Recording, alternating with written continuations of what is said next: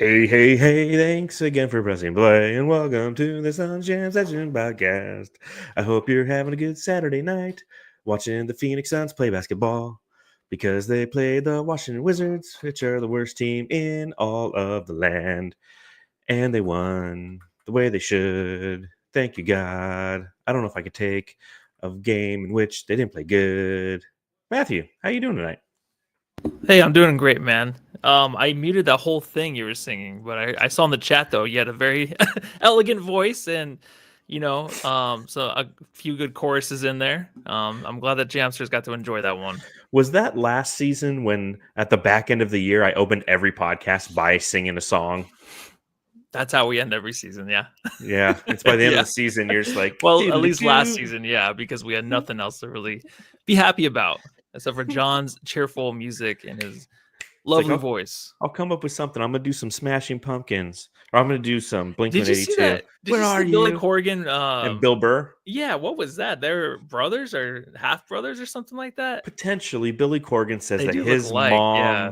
mom might have gotten pregnant by Bill Burr's dad on the road back in the day or something. That's And crazy, yeah.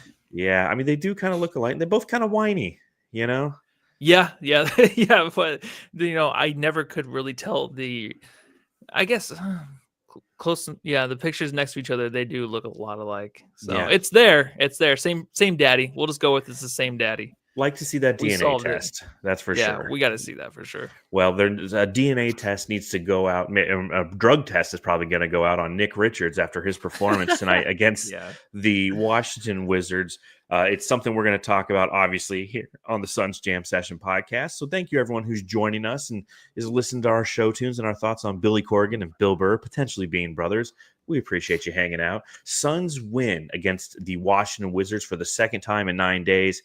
And this is kind of it. This is the end of the line relative to easy games kind of on the schedule. Yeah, there's a back-to-back against Portland in a couple weeks, but a tough road lies ahead, and thankfully the Phoenix Suns have done what they needed to do. They won this game the way that they should. So we'll talk about that and much, much more. Make sure you subscribe, rate, review. If you're not watching on YouTube, head over to our YouTube channel. It's just youtube.com /@SunsJam and give us a watch. Give us a subscription. We're getting so close to 4,000 subs. We're averaging a rate of like 1,000 subs a year, but it's more like 666 subs a year. And that's just not a number I'm comfortable with, Matthew. That 666 just doesn't work for me. No, and I think the Suns have really been pulling their weight. Since we started the pod, they were a pretty swell team to watch. So I blame half of this on them. I do. I actually blame DeAndre Ayton. I will always, till I die, blame that guy. Crack him if you got him, Suns fan. die. Crack him if you want to blame DeAndre Ayton, and drink him too.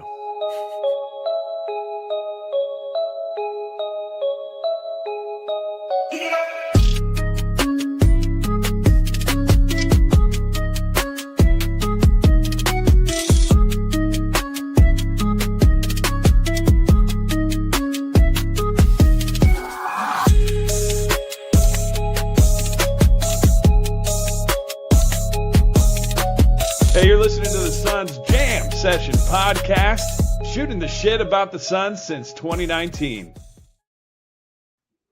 Yeah, it's a Phoenix Suns win against the Washington Wizards, a 119-109 win. The team is now 23-21 on the season. But I got a question for Matthew.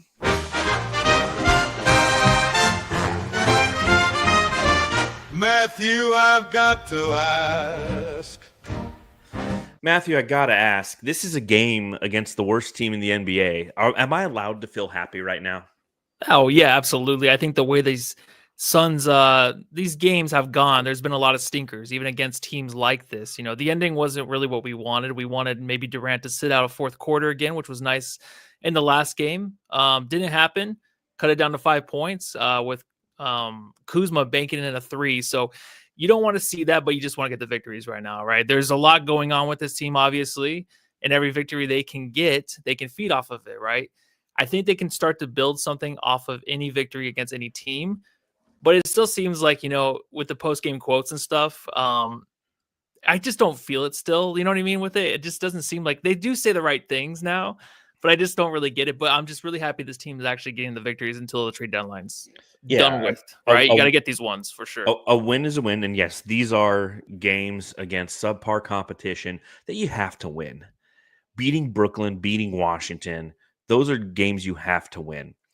And I was thinking about this the other day when I was driving around about how obviously we're a reactionary podcast. We go live after every single game. And typically what accompanies that is some semblance of emotion. And I like to think that that's some of our charm, right? We have a genuineness to us that our fan base, as little as it might be, because we're not up to 4,000 subs on YouTube yet, but they appreciate how genuine we are. And when the Suns stink it up, we're not sitting here and be like, well, they're good guys. It's going to be okay. We're like, fuck this team. But at the same time, I was thinking as I was driving around, the Suns are a lot of things, but entertaining and interesting is definitely one of them. And that's what keeps us coming back. I mean, even though there's going to be peaks and valleys, even though we feel like we're so close to that doomsday clock because of the situation the Suns find themselves in, coupled with their lack of ability to consistently perform, they're still interesting. And I'm glad that they're interesting. I'm glad that we're whether you like Jimmy Butler or you don't like Jimmy Butler or Yusuf Nurkic and trading this, and we don't have assets that we're interesting. We're involved. We're part of the talks. We're not like Memphis, although Memphis is playing good. Who's a shit like Toronto? Yeah. We're not Toronto. It's just like there, right? We're not just there. We're a pain in our own ass, but we're at least entertaining and we're at least interesting. And a night like tonight, you're supposed to win these games. And I see what Seth Logan Hopkins says in the chat. And he says, we did it again, John. What the fuck? We letting them back in? And as you mentioned, them cutting it down to 5. I have to remind myself of this. Last year, the Boston Celtics were the anomaly. They were exception, not the rule. I forget what the total number was, but in over half of their games last year, they had at least a 20-point lead. That's not normal. It's normal for teams to, quote unquote, let teams that even are bad back in as long as you finish the job. And that's what the Suns did. They're not going to win every game 100-60. And I was thinking the same thing tonight as it was occurring. They got it down to 4 after that bank three-pointer by Kyle Kuzma. It's about 2 minutes left. But the Suns did what they were supposed to. They instantly answered with a run and just put them away. And I'm okay with that.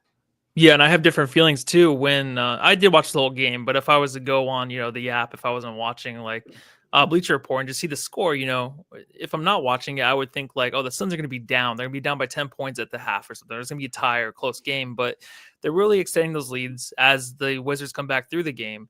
When it ends with it being a close game, you're just kind of worried, but you kind of just have that feeling like I have been lately, like they can finish these games off.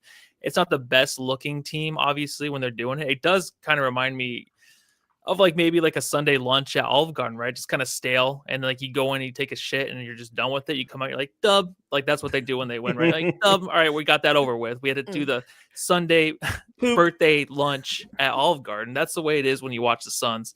Nothing great, just kind of getting the job done, getting in there, paying your dues, eating some breadsticks and taking a shit and leaving. That's how I feel with the Suns team. Obviously, they can be, a team that, wants to get through the schedule, get as many wins as possible, and just wait for the playoffs again this year, just thinking that might be the recipe to success. And they're doing just enough to kind of keep us in that mindset to where we do think they are that team now that's just kind of cruising through as much as they can against these teams. But the schedule coming up is going to be really tough for the Suns. I'm sure we'll get into that because you did post, it's the strongest or the hardest schedule coming up out of any team in the league. And that's up to the Suns. And that's what I want as a fan, to see this team head into a schedule that will really make them compete and just see who they really are. Yeah, I don't know how much of it's, it's almost the way that you phrase it is like the Suns are purposely doing this just to try to keep us engaged, yada, yada. I think that they're just a team that is a team that's going out there, that they're competing, they're trying to win, but they lack an edge. And I've said all season they're mentally weak.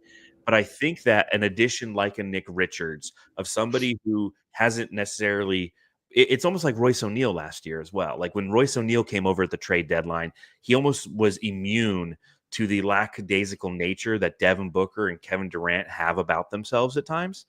And it's almost like Nick Richards is kind of the same way right now. He's performing unbelievably because he's in this situation. He has this talent, and he hasn't been told enough times in practice, like, "Hey, man, we just ball here, okay?" Like, it's like, Yeah.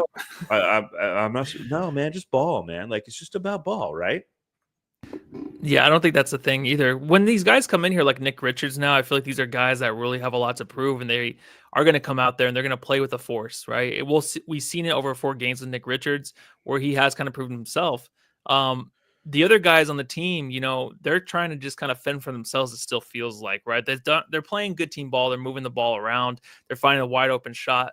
But whenever I look at this team, I still look at everyone individually because I'm just so worried about how they're actually feeling mentally, and how if they're keeping their sanity with the team, right? Like that's what I'm looking at. Really, I don't see them as a collective unit yet, even though they're getting these victories. Just because I'm so worried that these guys are kind of individually just thinking about their own future. Obviously, they are, but like they're not really kind of hinged on this team's success this year. Only like their own success and where they're at in their careers, because it's been so up and down that a lot of these guys got to look out for themselves, including Tyus Jones. Like, until that comes to where maybe after the trade deadline, we get this team a little settled and kind of figure out who they are, I'm still going to kind of look at them as individuals, but individually they are playing a lot harder than they were a couple weeks ago. Well, and the other side of this, obviously, is the fact that they are playing against the worst competition in the league. So we don't really know what this edition of Nick Richards has been until we play against some premier talent, and you look at like when we did play premier talent last week, kind of got our teeth kicked in, and that's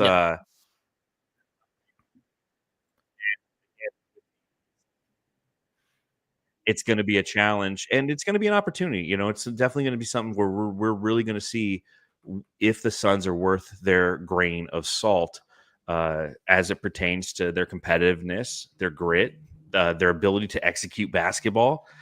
But tonight was a good night. Tonight was a good night. When was this game over, in your opinion? I still don't have that drop yet.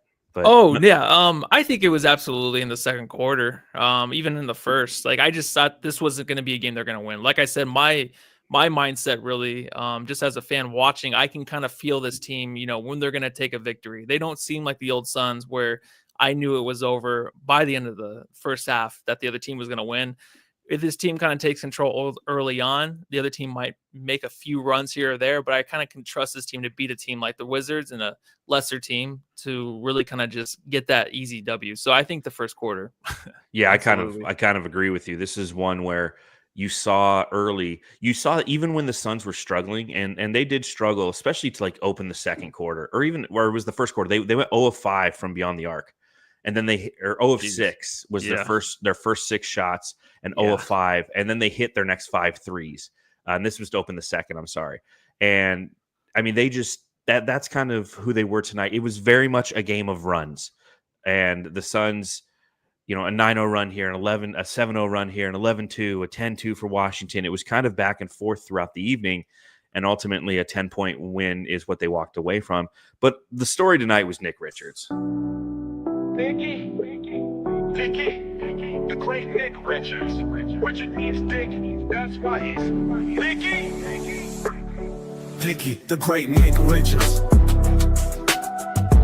Yeah, we're getting a lot of people saying like Big Dick Nick needs to be a thing. It's like, Big Dick Booker's already kind of taken. It's kind of been there. It is. Yeah. And like posting stuff like on Twitter, like Big Dick Nick's okay. I think Nicky Dicky, I like it, but it just makes me seem like I kind of want his dick if I put that instead of just putting big Dick Nick, like Nicky Dicky. Oh, like that's a cute name for him, right? I don't know. He's adorable. Yeah. He's soft spoken, but he goes out there and he just slangs that thing around. He does. And ended tonight with 20 points and 19 rebounds. 6 of those came on the offensive end, 6 of 7 from the free throw line, which means he's attacking the interior and getting to the line. He also had a block shot. I mean, this was his home debut. And he is just a rebounding machine. He entered averaging 10 rebounds a game with the Suns. I think it's up to 14 rebounds a game. What are you seeing from Nick Richards and what's making him successful? Oh, it's the rim running. It's everything that we want. It's a player that can finish around the rim, right? I think, even looking at Nurkic's stats around the rim, the percentage is like they're for Nick. It's not as much as I thought it would be of a difference. 0 to 5 feet next to the rim. Richards is 67%. Nurk was 59%, right? 5 to the 9 foot area was 41%. Nurk 35%. So I mean, Plumlee's shooting at 72% too next to the rim. So now you have these guys where you're not even playing Oso right now either. You're just having these guys who can finish around the rim, right? What you see from Nick, though, is he plants himself in the perfect position. He's grabbing, obviously, tonight, the huge rebounding, 15 in the first half. But the offensive rebounds that are really huge, right? Kind of saving this team. And at times during the game where, like, maybe KD airballs a shot, he grabs it. Maybe KD actually passes it to Beal, and Beal gets blocked. And then Nick Richards is right there to rebound the ball and pass it back out. Give us second chance opportunities. Obviously, when you're going against Alex Sarr in the paint, you're going to basically kind of own him. But Nick right now gives us an opportunity that opens up a lot around the rim. Just he's very diverse, but he's just a guy that you can count on to be in the right spot. And I did compare him to Josh Okogie last game.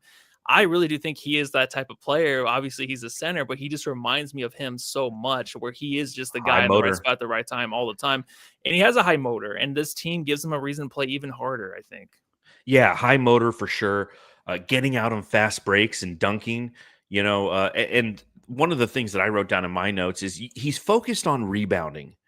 He's focused on the ball. He's focused on attacking the ball, and he's focused on doing all of that instead of complaining when he's pushed off of his shot or out of where he could be potentially rebounding, right? I mean, some of his rebounds come as second efforts on plays. And in the past with Yusuf Nurkic is the kind of guy, if he goes up for a rebound and he doesn't get it, he does one of these like, yeah, he flails his arm, he puts his head down, he kind of jogs back down the court.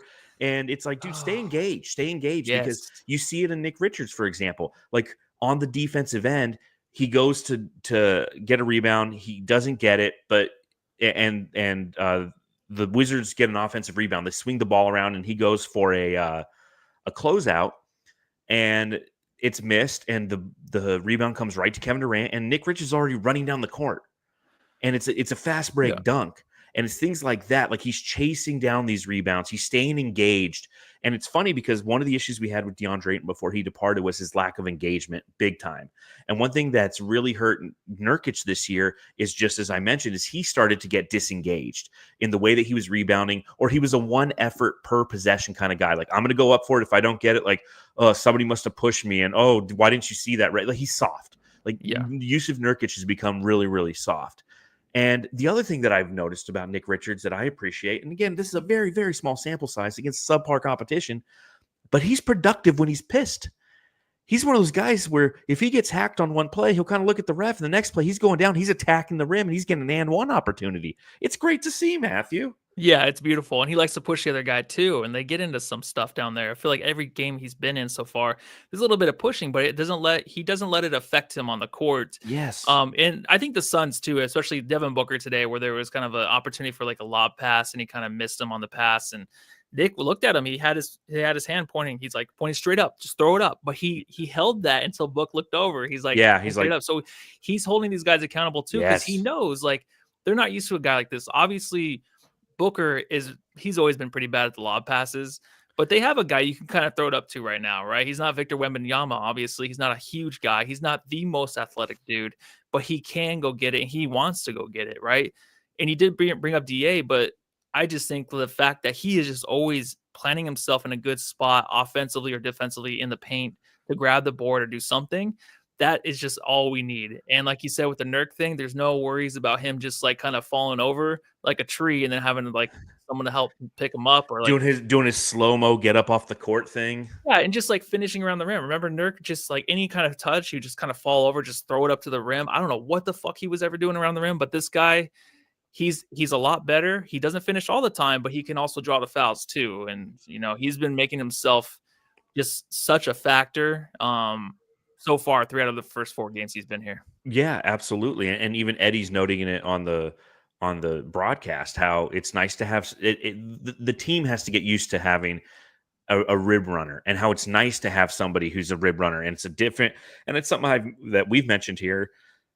it's nice to have that archetype of a player who's out there, and you have to get used to it. And the nice thing is we have him for this year. We have him next year too on a very absorbable. It's a $5 million contract. Yeah. And I've liked what I've seen. And I know it's a small sample size, and we have a gauntlet of a schedule that we need to navigate. And we're going to go through some of that at the back end of this podcast about some of those upcoming matchups and what our predictions are relative to some of those games. But having him out there has clearly impacted this team in a positive manner. And that's all we're looking for. What's interesting is Mason Plumlee is the guy who comes in and spells him in this game. Richards played a total of 33 minutes. And when he wasn't out there, it was Mason Plumlee for the other 14. So Nurkic, this being the first time that he has been available since being sick, and Nurkic hasn't played in the last 8 games. How do you think Nurkic feels sitting there with his hoodie on? You know, he's literally just like, you know, kind of in his own little world with his hoodie over his head and ears and just kind of peeking out like through one eye hole. How do you think he's absorbing all of this right now? We said a while ago he was pouting, and we even heard it. If you listen to KOC on Bill Simmons' pod, he said he is pouting. It's known that he is. So there were quotes released today by Dwayne Rankin that you retweeted, and this is about the relationship with him and the Suns. And Mike Budenholzer. Yeah. He says, we don't have a relationship, so it's fine for me. Just be a pro and do the best I can. Work and stay ready in whatever might be. But there is no chaos or bringing that to this team. They already have plenty of it. Ooh. So that is a shot through the heart right there. I don't know for who, but that did burn a little bit just because it's like, oh man, is there shit going on? But it's like, you know what? Do we trust Nurk? I mean, how do you feel about these quotes? Yeah, that's tough. You know, obviously he's saying that he doesn't have a relationship with Mike Budenholzer, and he's going to be the best pro he can because he doesn't want to bring chaos to the team because the team already has plenty of it. That is such an oxymoronical statement to say, I'm not going to bring chaos but then to say they already have enough of it. Like Nurkic knows what he's doing. Nurkic is a baby. And it's funny. It's funny because we're at that point, you know, we're 2 years, almost a year and a half past the DeAndre Ayton, Yusuf Nurkic trade. And I have some buddies who cover the Portland Trailblazers, and I check in with them from time to time, and I keep tabs on what's going on with DA and hearing their complaints. And they, you know, one of the things that Portland Trailblazers fans warned us about Nurkic is like, he can be a beast. He can be a dog. But the moment that he sours, he stays soured.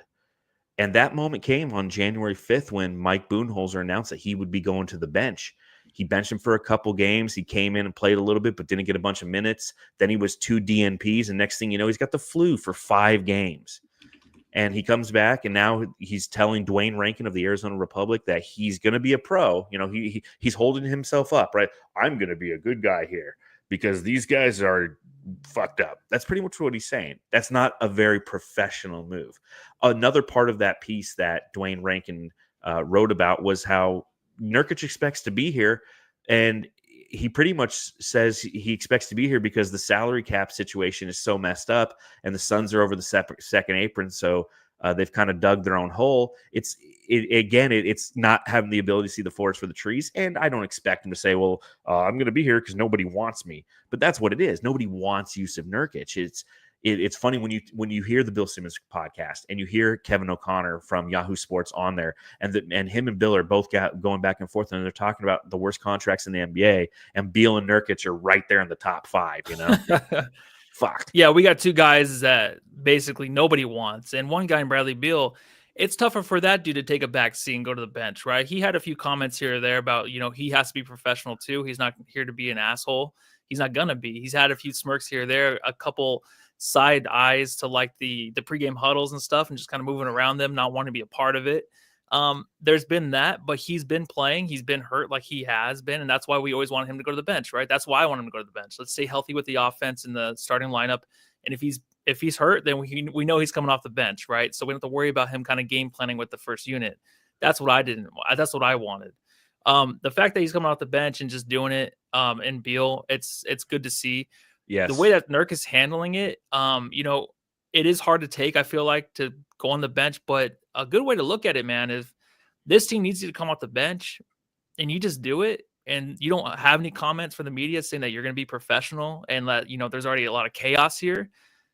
If you can just, keep your mouth shut a little bit and just kind of, go play, keep fending for this team and just making sure that you're there and you're available, and this team comes out on top, or they come close this year to making to the Western Conference Finals or something like that due to your success off the bench, then that shows how good of a guy you are, and that shows how good of a player that you are, that you can actually hold that in and just wait weeks and weeks, and then maybe things unfold to where you are actually getting an opportunity to come back in and start, or else maybe you're just so good off the bench that you're just unstoppable, right?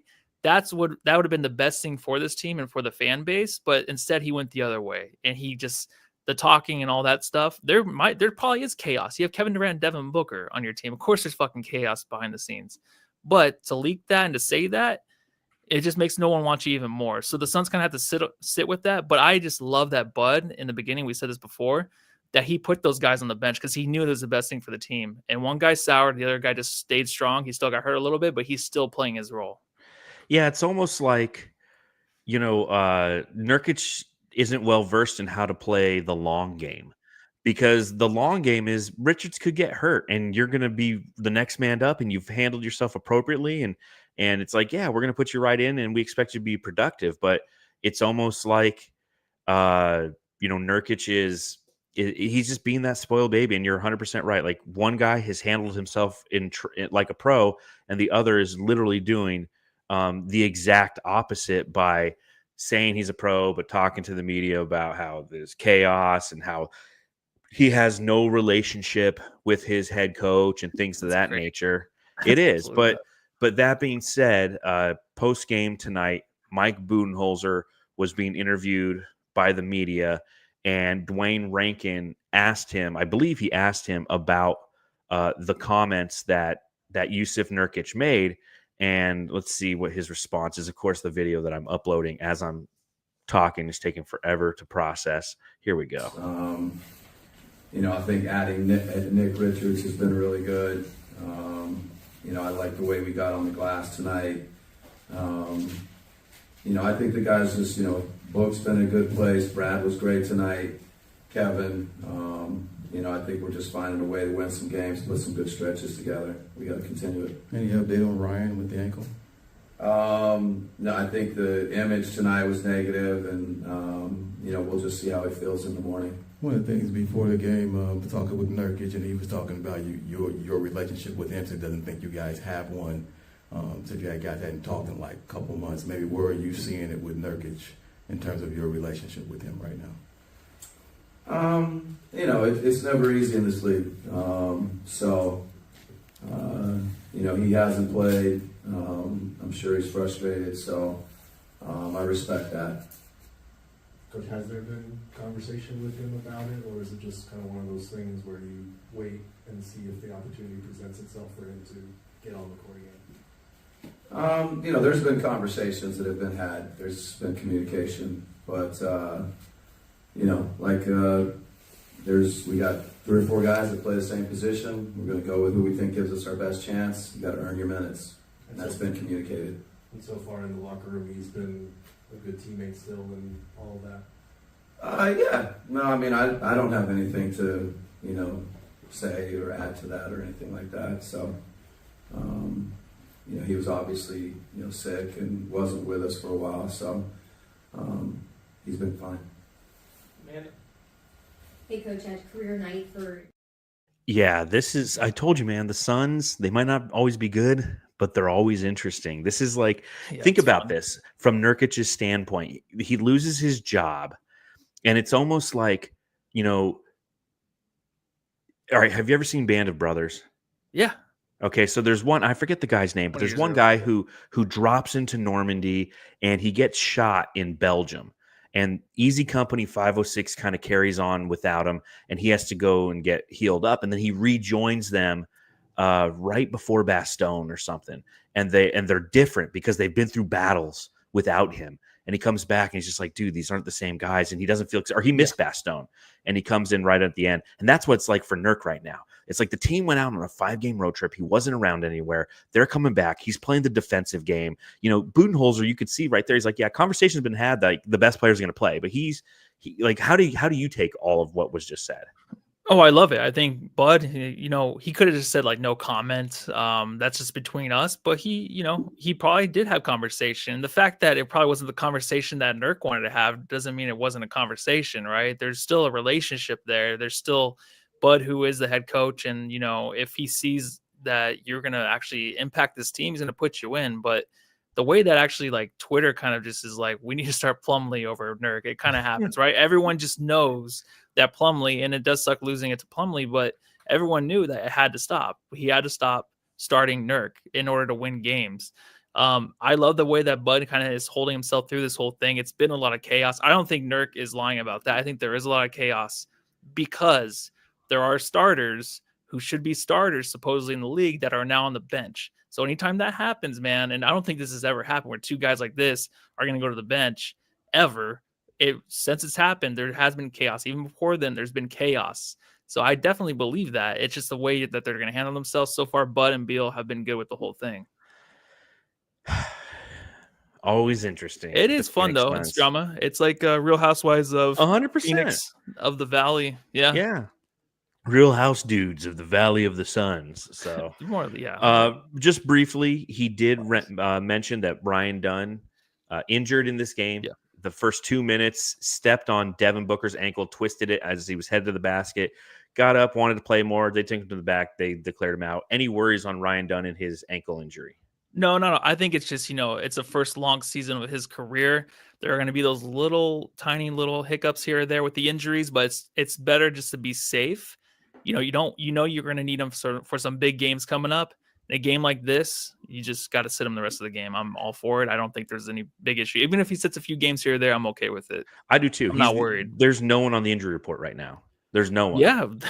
So if he's got to go on the injury report for 3-4 games, like you're it. It's your turn. All right, let's talk about KD. Who the heck are you? I'm Kevin Durant. You know who I am. Y'all know who I am. Did anybody see a sniper? Did anybody see anything? I'm one of the best players to ever play the game. Kevin Durant, 29 points in this game, 11 of 19 from the field, 5 of 8. What's so funny? He's just always 29 points. I know. Dude, always 29. He averages like 27.2 for his career, and it's like that's what he's averaging again this year. That's what it's he just does, but efficient, 11 of 19. He hit 5 triples in this game. 5 of 8. He had the 5 rebounds. He had the 4 assists. He had the 1 steal, only the 2 turnovers, a plus 16 to lead the team.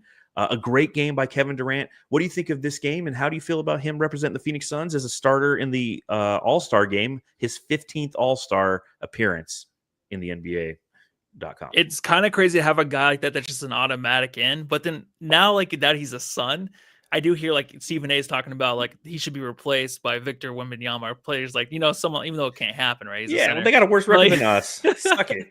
I know, but like now that he's a Sun, it's like, he shouldn't have it. He definitely should. He deserves it. He's played a really good season this year. He's had his injuries in the beginning of the year, but he's the reason where we're at. Him and Booker, what do they have? Like 6 or 5 losses between the two when they're on the court, together. So he's a big reason for our success. He's been very consistent. He's obviously deserved it. We give him a lot of shit, obviously, for some miscues here or there, and we have some hard times with him, but I think overall it's been a successful season for him in this team through everything, right? If you want to just take away the social media and all that stuff, Kevin Durant on the court, it's been a thing of beauty. It hasn't been anything like the first 9 games, but he did just enough this year, I think, to be a starter.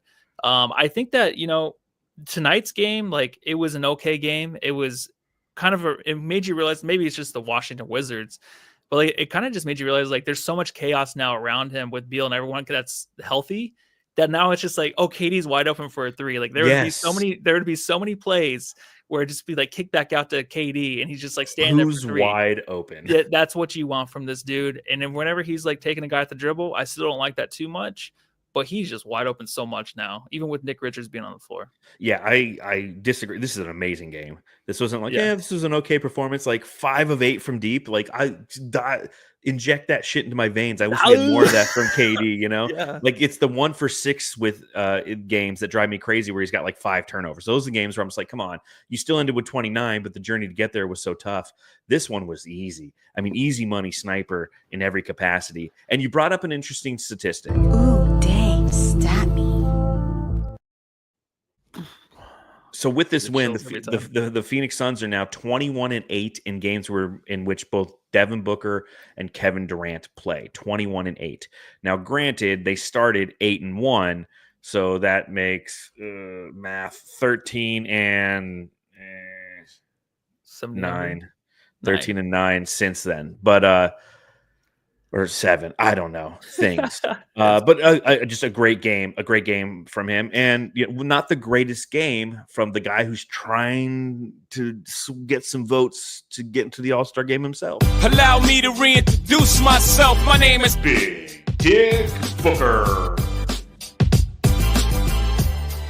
Yeah, Booker, an off shooting night tonight. 39 total minutes played. He was 5 of 18 from the field.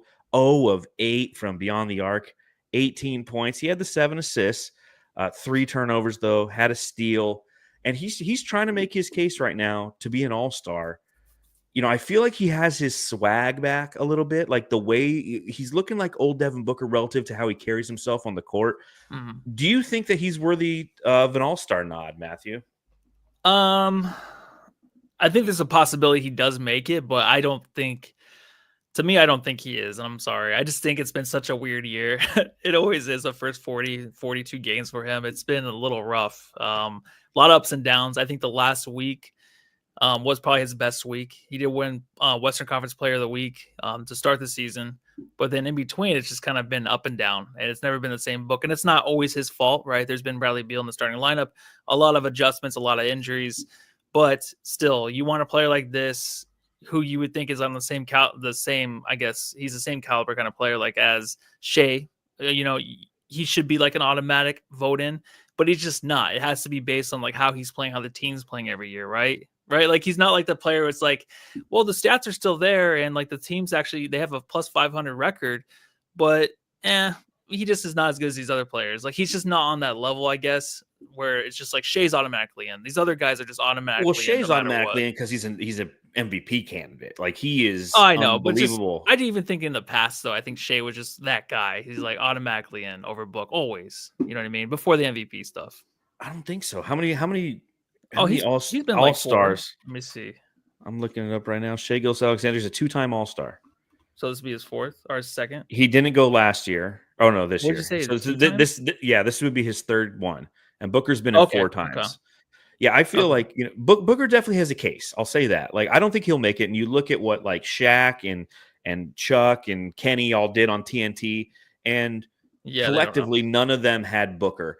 But if you look at him, like he's 11th in points in the league, and he's 4th amongst Western guards.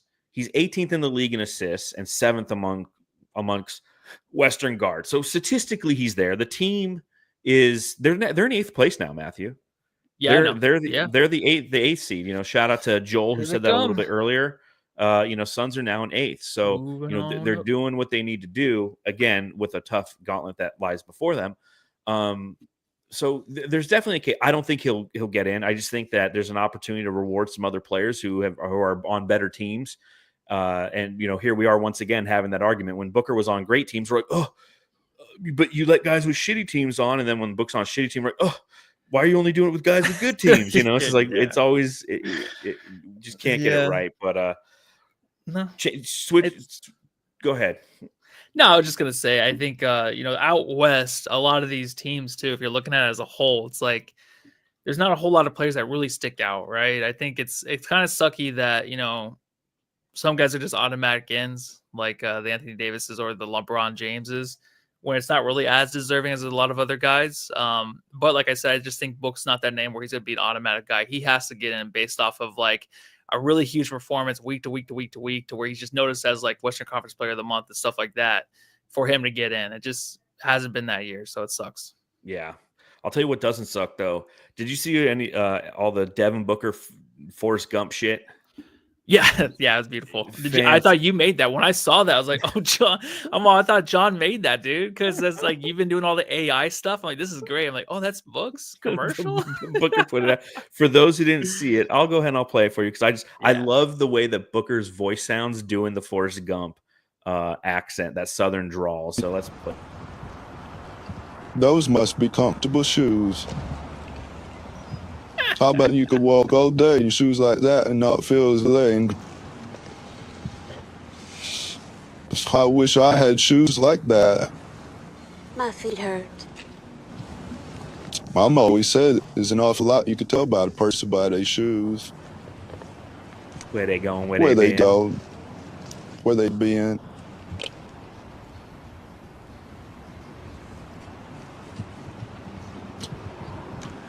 I've worn lots of shoes. I bet if I think about it real old, I could remember my first pair of shoes. Mama said they'd take me anywhere. Made me the best gift anyone could ever get in the wide world. Just for running.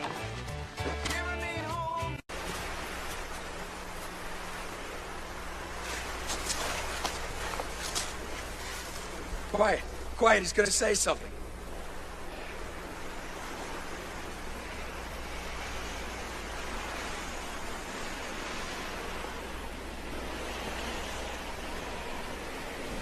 I'm pretty tired. Think I'll go home now. It's so fucking funny. Yeah, it's just out of nowhere. I mean, I know the shoes are the Forrest Gump shoes, right? Is that what their name is?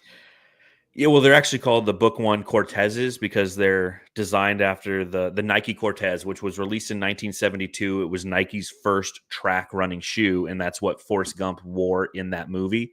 And of course, they're the Gumps, the book Gumps, if you will. But it's not the first time that Devin Booker's kind of surprised us with his marketing relative to releasing his shoes and showcasing a little bit of his humor and his ability to kind of laugh, because he's kind of just a chill guy. He's just chilling, right? And to see him release the AI, it's just, I got a kick out of it, man. Yeah, it's always different with him, right? He always kind of hits you in a different, I'm just wasn't expecting it. You know what I mean? But that's what he's always been doing here in Phoenix. He always has the one comment, the one quote, the one ad. It's always just different from anybody else and what they would think of. I don't know how much of it input he had, but I'm sure a ton. it was perfect, and he sounded tremendous, man. Nowadays, I don't think he can be canceled for that, right? I think he's okay doing the Forrest Gump. Yeah, I think it's fine. Canceled for okay. what? I don't know, doing the Forrest Gump voice. I don't know if you're allowed to do that. Dude, we have Monty Morris's drop, and it's Forrest Gump singing Baby I Got Your Money, Don't You Worry. Yeah, Where is that real quick? Here you go. Oh, hey, Monte, baby I got your money, don't you worry. I said, hey. Yeah, no one canceled me after that. Okay. I'm just looking out for Book and his well-being, but good. David Ray in the chat says, I've never actually seen Forrest Gump.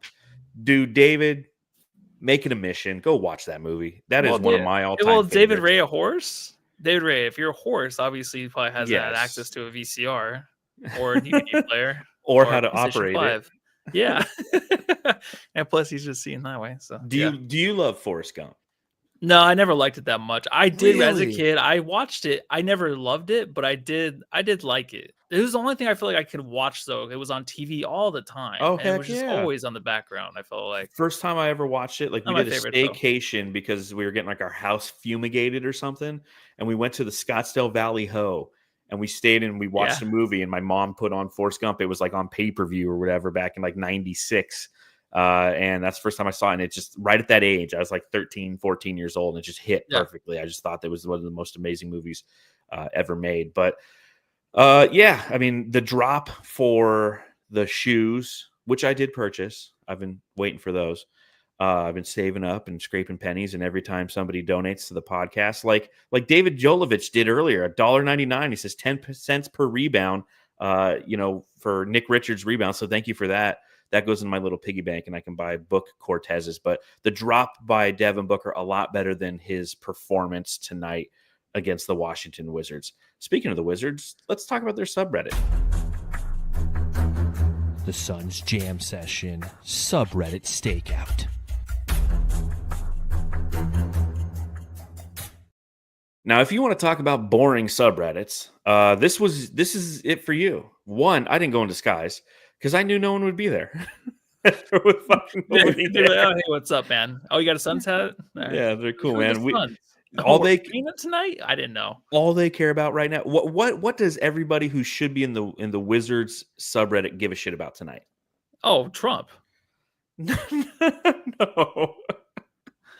I know, The Washington Commanders playing Yes. the NFC Championship tomorrow. Nobody gives a shit about the Wizards. I'm excited for that. Are you going for the Commanders Bills? That's what you want? Hell yeah, I want a That's what rematch I in want. 1992, man. So the 1992 Super Bowl, I believe that's Super Bowl 26, where the Redskins beat the shit out of the Bills. I cried bad after that one. Like I thought that was the year. For those of you who don't know, like I do, like I was raised a Bills fan until those 4 falls of Buffalo, and at that time I'm like, I was like at the time the Phoenix Cardinals. I was still living in LA, but I was just like, I can't take this anymore. It was so heartbreaking. And let's go Bills. Let's go Bills. Let's go Seawards. But this is all they had in the subreddit. Goddamn, Katie, stop complaining on everything. What up, B-Rad? Hope Bilal dunks on ya. LOL. Jonas Valancurry. That's pretty funny. And Kuzma playing like the trade deadline snuck up on him, and he's terrified of getting stuck here. Every year. And that's it. The Suns Jam Session subreddit stakeout.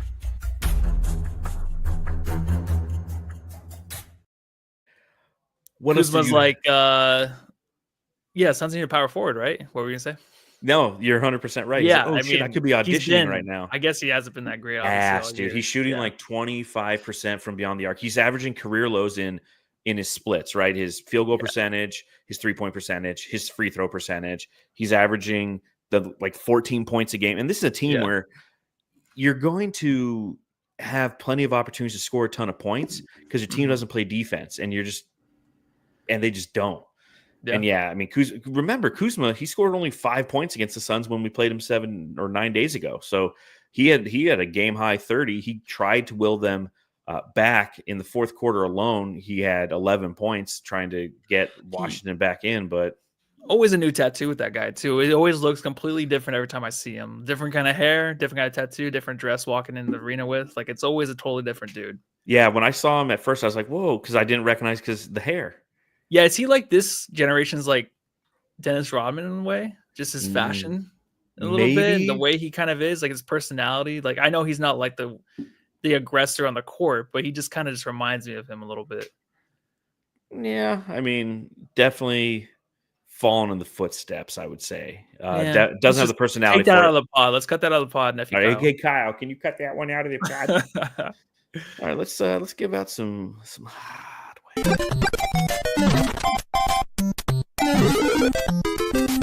Jam star of the game.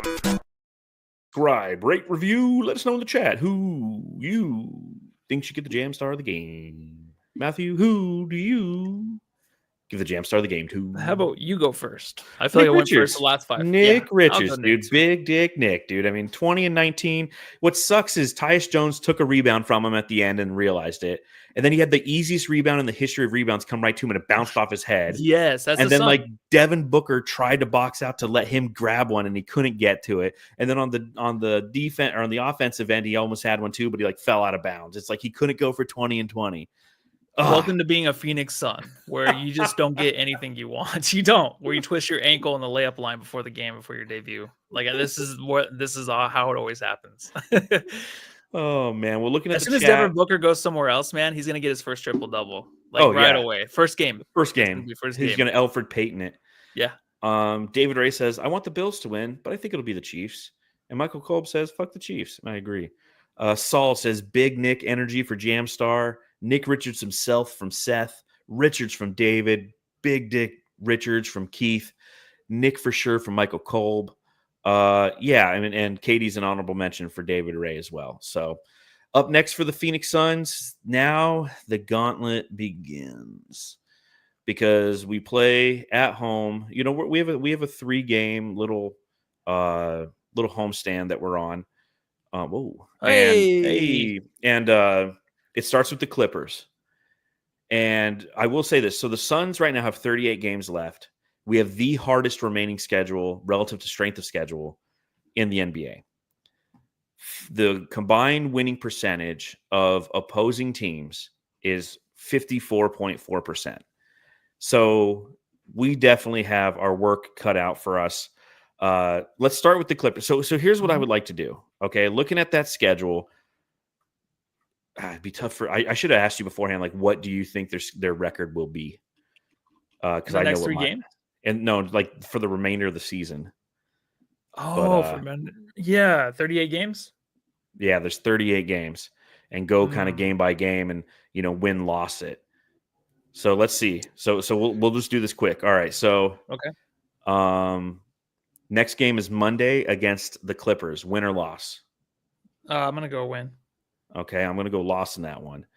So if you have a piece of paper or something, put like a W and an L and make tick marks. Do you have a piece of paper? Do you have a pen? Oh shit! No way! You're like my CFO, who's like 80 years old. Like, oh, where's your pen and paper? I'm like, what? I'm like, we're scrambling. A pen and paper. No, I don't have anything. Okay, I got it right here and here. I write notes and such. You're prepared. But I'm not keeping notes for you. That's fine. After that, we play Minnesota at home next Wednesday. Win or loss? I'm gonna go loss. I'm gonna go loss there too. So right now you're at 1-1. I'm at 0-2. Yeah. At Golden State, win or loss? Loss. I go win. So 1-2, and you're 1-2. Then we have 2 games back to back against Portland at Portland. Okay, I'm gonna go 1-1. I'm the same thing, 1-1, and now I don't know what we're at. That just threw you off. That's fine. Is that like 2 and 3? I think we're all it's gonna be like around 500 where we're at. And then at Oklahoma. Well, so I did this exercise, and I think I ended with 38 games. I had us going 16 and 22. Okay. I was gonna say, just overall, I feel like we can go 20 and 18. So that's a good scenario. But 16 to 22 is where I landed, because after those back to back against Portland, we play at Oklahoma City, loss. Then we go to Utah, win. Or I'm sorry, we play at home against Utah, win. At home against Denver, loss. At home against Memphis, loss. At Houston, loss. At San Antonio, could be a loss. At Chicago, win. At Toronto, win. At Memphis, probably a loss. New Orleans at home in a back-to-back. You probably split those. Against Minnesota, loss. Against Clippers, loss. At Denver, loss. At Dallas, win. At Memphis, loss. At Houston, loss. It's a tough path ahead. Now, the Suns, Keith in the chat, I was told there would be no math. The Suns, if the Suns can live up to the potential that we've always thought that they had, and things that we saw tonight, where it's just like they could put a run on you at any time, they could stop you by getting rebounds and get offensive rebounds and things of that nature. Like, the talent's always there. Yeah. It's just been such a fucking uphill struggle all season long, hasn't it? It has been, and you've seen some positives. And the positives, I just mean, the benching, the team getting used to the new chemistry, they're getting healthy. You see little bits here and there, right? So the next stretch is going to be huge for the Suns, but obviously right now in the West, like, it's very possible for them to finish at the 5th seed, where I had them projected to start the season 5th or 6th seed. I just think that's where they kind of end up. So it is kind of going maybe 4 or 5 games above 500 to finish out the season, because there's no one really else in the West, right? You look at it like the Lakers, Nuggets, those are 2 teams I feel like the Suns can beat, maybe in a series, if they can kind of put together, right? The Grizzlies, maybe Rockets, their first time in forever in the playoffs, so they might lose in the first round. So the West right now is just kind of up in the air. Obviously, the Thunder are probably they're the actual favorites, but there is a possibility where this thing ends where the Suns can end up in the Western Conference Finals, just based off how the West is this year and how I think that the number 2 seed, or who's the second best team in the West, it's not a certain thing. So the Suns have that. They have a tough record. But I think once you get past this trade deadline and stuff, and you just kind of figure out who this team is, they're making good additions to the teams. They're taking their guys, putting them on the bench. They're making the effort to make this team better.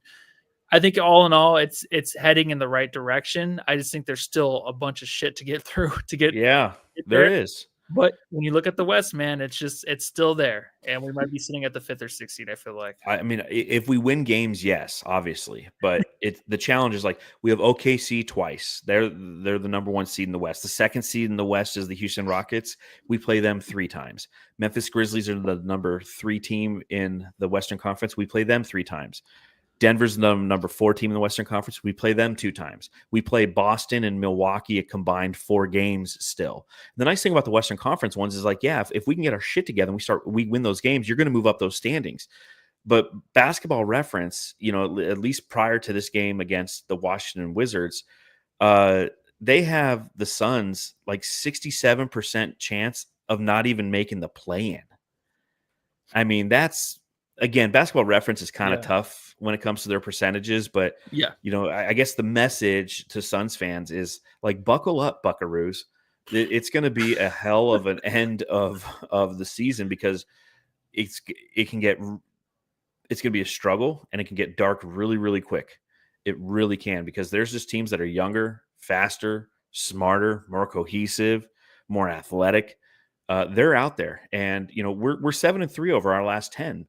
But we knew that January was going to be the easiest part of the year. January was like, that's why when we were losing games in December, when I think we went 4-7 or something like that in December, I was like, fuck, man, we needed some of this padding because we could build a lead and get ourselves up to what you're talking about. If you can get up to the third or the second seed, based on how we started and navigating that shoulder in between the hard part of the schedule and the early part of the schedule, we would have had some buffer. So if we start to lose some games, we would at least avoid the play-in possibility.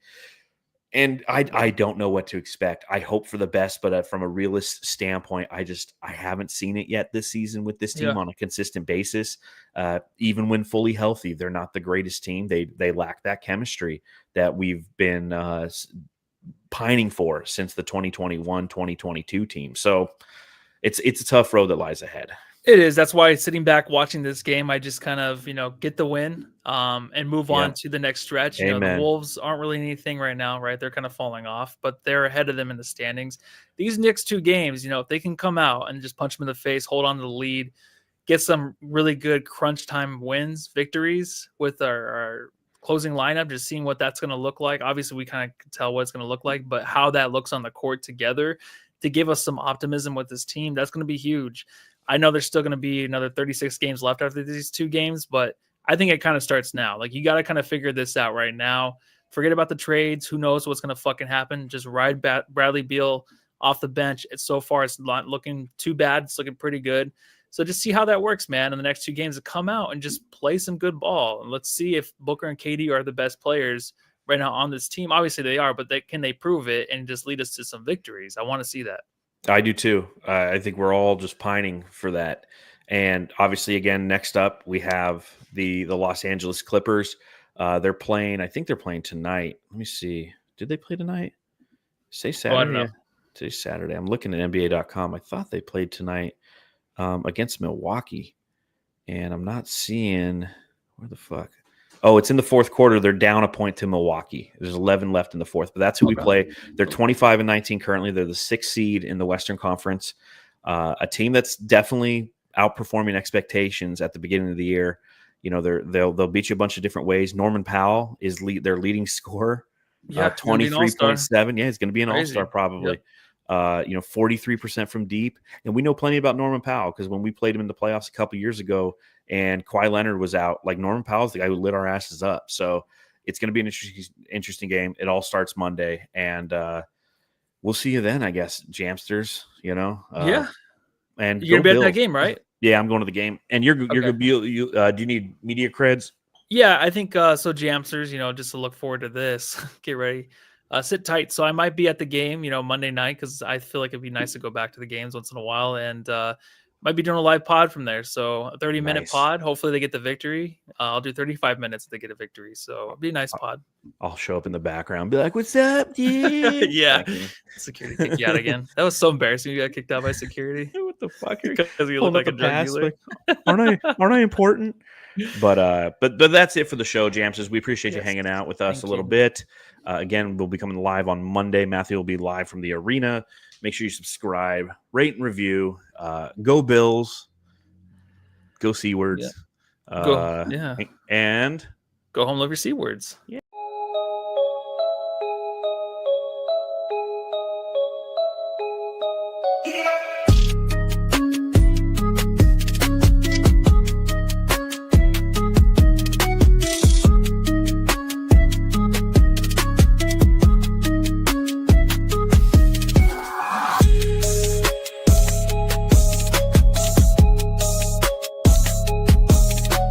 Hey, you're listening to the Suns Jam Session podcast, shooting the shit about the Suns since 2019.